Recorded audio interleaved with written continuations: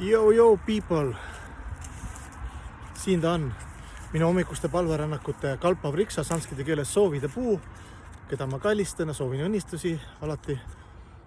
Ja siis seal lõpus on kuusk, see mulle edasi-tagasi ots selline, minu palverännaku ots. Ja siis elus on ka niimoodi, et rakurssid, eks ju, kole, kortsus, paks, ilus nooruslik. Et meil on ka 2 luupi, nagu neil budistide lemmik ütlus, et klaas pool täis ja pool tühi.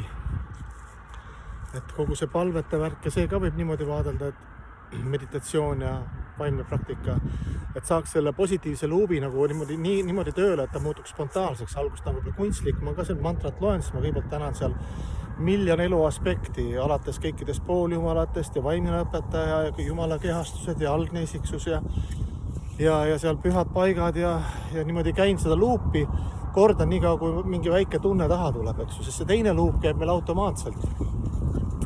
Et olen luuser, maailm on sünni, surma, hirmude, iha, viha ja kadeduse läbikukkumiste, minu halva karma ja mõttetu iseloomu virvarr, eks ju. Et see luup on meil automaatselt juba sees, eks ju, et siis saaks selle teise luubi, selle tänulikkuse, alandlikkuse ja eluvaimustuse ja ekstaasi luubi tööle, mis on see, mida me väärime, mis on meie algne olemas.